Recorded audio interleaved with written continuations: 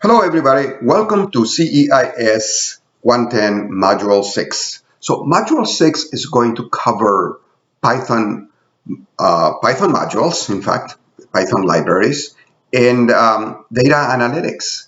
So in this video, I'm going to introduce you to, in my opinion, the most important Python module, which is Pandas. And with Pandas, we will be able to wrangle our data, to manipulate our data so that we can create a data set that we can use for data analytics. A data set ultimately is it's sort of like a database, right? Is columns and rows with the data that we're going to be doing analytics on.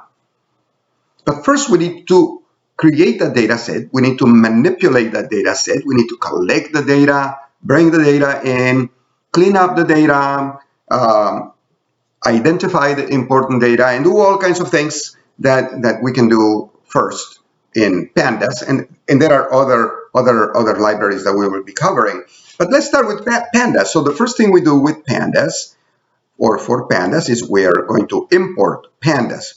And in the Python community, we normally import Pandas as PD. And why do we do as PD, as I'm showing here on my first cell of code here? We do as PD because we want to abbreviate Pandas and just say PD when we use it downstream, right? So let's explore this PD with the dir, as we've done before when we introduced you to lists and dictionaries. We do the dir function in Python. So let's run that so we can see a lot of the properties, a lot of the methods that we have available for Pandas. One of them I'd like to highlight is data frame. So data frame is, we will be instantiating data frames, which will become a data structure, right, that has like a dictionary. You can keep data. Well, in a data frame, you have other methods. You have many methods that we can apply to our data, and it's going to look like that, like it sounds like a frame, which is columns and rows, like an Excel file. But again, it's not that. It is a data frame object that has its own properties, and we'll be using those properties. Well, what else we can do with Pandas? You see, there are so many things we can do with Pandas that I'm not going to cover all of that, but I just want to give you a sense of how extensive Pandas is. And then again, give you a reference to the Pandas documentation, right? Pandas documentation.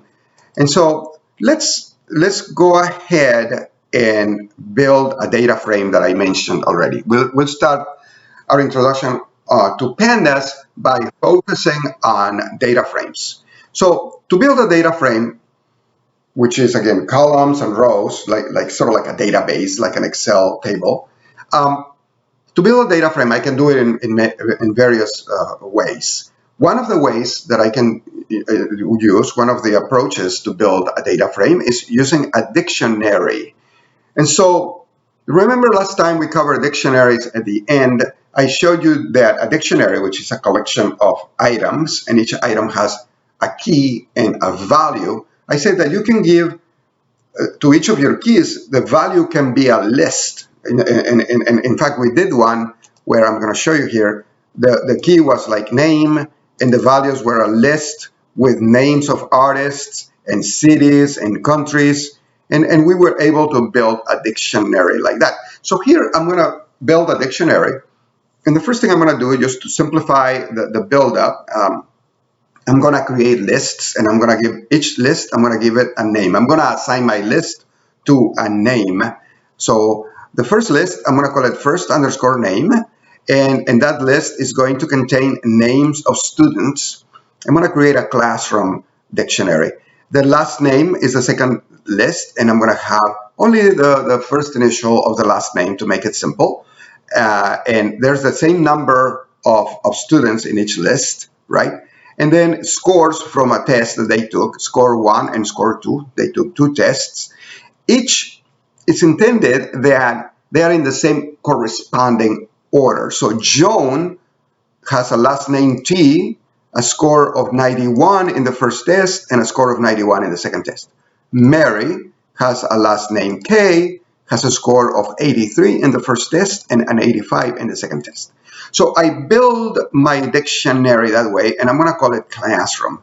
And I know it's a dictionary because it has those quotation marks. So let's build our dictionary.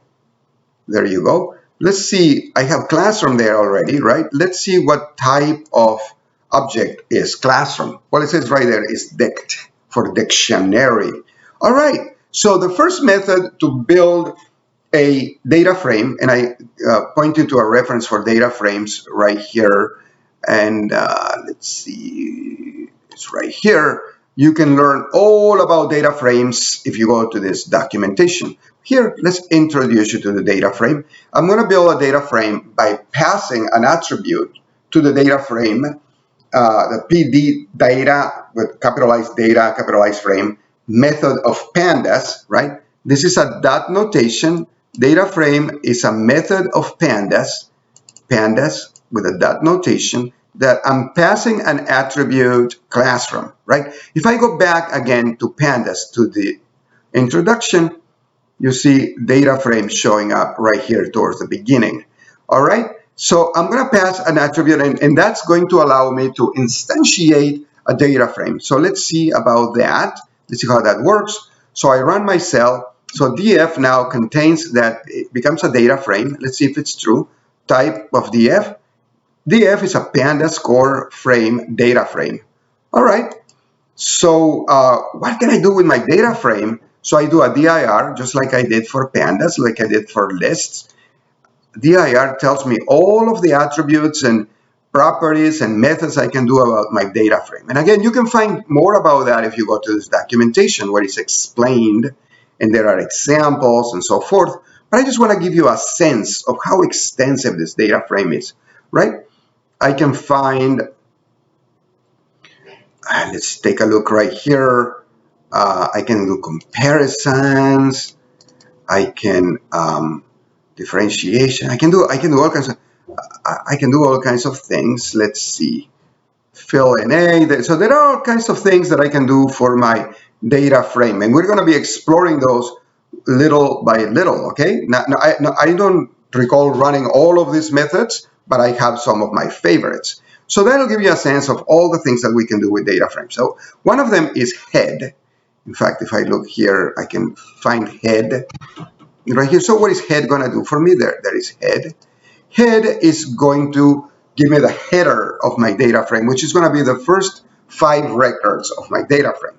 In this case, it's first name, last name, score 1, and score 2. And underneath the records, Joan, Mary, Vijay, Rob, Martha. But now they are aligned. So it's Joan T got a 91 and a 91. Mary K got an 83 and an 85. Vijay N got a 95 and a 90. If I go back to my dictionary, you can see that the key values that I had here for the dictionary, last name, score 1, etc., became the column names of my data frame, first name, last name, etc. Well, I can also explore my data frame further by doing df.info for my data frame. The first thing I get from info is what kind of class this object is, of what class it belongs. It's a data frame from Pandas. It has 10 entries, 0 to 9. It has data columns, 4. And it tells me the type of data columns. And for first name is type object, which in this case it refers to a string. But notice that score 1 and score 2 are of type integer. So it was smart enough to detect that when I passed that dictionary as an attribute to the pandas.data frame object, it was able to interpret that score 1 and score 2 were numbers without decimals, therefore they are integers. All right, so there is this one here that doesn't have parentheses. That's because this one, because it's an attribute of my object data frame, df. So df, the shape of df is 10 by 4, which I can see right here, 10 entries by 4 columns, right? And I can also describe, and the describe is going to be very interesting as you start to do analytics Remember, this module 6 covers analytics. So in module 6, we want to explore about what the data is about. So the scribe picks up on the numeric columns. In this case, are score 1 and score 2, because first name and last name are not numeric. They are strings. They're the names of the people. So here I can see that